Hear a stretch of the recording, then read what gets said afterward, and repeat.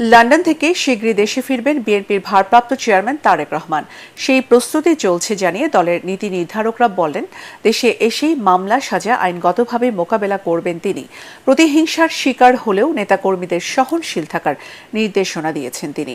তারেক রহমান এবার ইতিবাচক রাজনীতির পথে হাঁটতে চান বলেও জানিয়েছেন নেতারা। আরও জানাচ্ছেন মইনুল আহসান। সাবেক রাষ্ট্রপতি জিয়াউর রহমান ও প্রধানমন্ত্রী বেগম খালেদা জিয়ার ছেলে তারেক রহমানের রাজনীতিতে অভিষেক হয় খুব অল্প বয়সেই। সবশেষ বিএনপি ক্ষমতায় থাকার সময় সারা দেশে তৃণমূল প্রতিনিধি সম্মেলনের মাধ্যমে সাড়া ফেলে তার কর্মসূচি। দল ও সাধারণ মানুষের মধ্যে ঈর্ষণীয় জনপ্রিয়তা কাল হয়ে দাঁড়ায় তারেক রহমানের।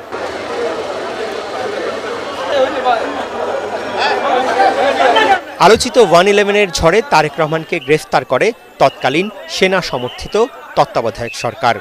অভিযোগ আছে, বিএনপির ভবিষ্যৎ নেতৃত্বকে শেষ করে দিতেই তার উপর চালানো হয় অমানবিক নির্যাতন। আন্দোলনের মুখে মুক্তি দিয়ে তাকে দেশান্তরী হতেও বাধ্য করে ফখরুদ্দিন মঈনুদ্দিন সরকার। সেই থেকে লন্ডনে নির্বাসিত জীবন কাটছে বিএনপির ভারপ্রাপ্ত চেয়ারম্যানের। ছাত্র জনতার গণ অভ্যুত্থানে শেখ হাসিনা সরকারের পতনের পর বিএনপি নেতাকর্মীরা এখন প্রতীক্ষায় কখন দেশে ফিরবেন তাদের নেতা।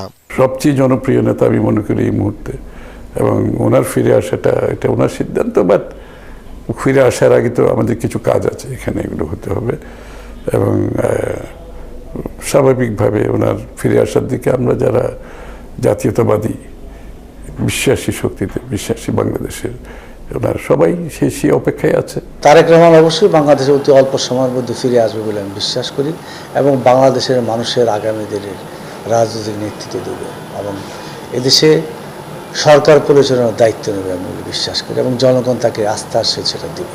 তিনি আমাদের দলের হাতকে শক্তিশালী করার জন্য, মানুষের মৌলিকতাকে ফিরিয়ে আনার জন্য, এবং যে কাজগুলি তিনি করে যাচ্ছেন এই বিগত 15 বছর থেকে, সেই কাজগুলি সুন্দর সুষ্ঠুভাবে সম্পন্ন করবেন। তারেক রহমানের নামে করা মামলা সাজা আওয়ামী লীগ সরকারের রাজনৈতিক প্রতিহিংসার ফল দাবি করে নেতারা জানান, আইনগতভাবেই এসব মোকাবেলা করবেন ভারপ্রাপ্ত চেয়ারম্যান। অনেক অপপ্রচার তার বিরুদ্ধে হয়েছে, নির্বাসিত জীবনে তার সাজা, তার ওয়াইফের নামে সাজা, তারপরে না আপোষ করেন নাই। তিনি চান না যে একেবারে ইন্ডিমিনিটি দিয়ে দিল এরকম একটা কিছু হোক, সেটা তিনি চান না। তিনি চান যে আইনি প্রক্রিয়ার মাধ্যমে যাতে তার যে মিথ্যা মামলাগুলি প্রমাণিত হয়। Due process of law follow করা হবে, এবং এগুলো এইসব মামলা কি আমরা সবাই জানি, এবং এই 15-16 বছরের রাজত্বের থাকার জন্য তো এই অনেকগুলো কাজের মধ্যে এটা একটা কাজ আর কি, যে মামলা মোকদ্দমার মাধ্যমে টিকে থাকা। রাজনৈতিক প্রতিহিংসার শিকার হলেও প্রতিশোধ নয়, প্রতিপক্ষকে রাজনীতি দিয়েই মোকাবেলা করবেন তারেক রহমান। এমন বার্তা স্পষ্টভাবেই দেয়া হয়েছে বলেও জানান বিএনপি নেতারা।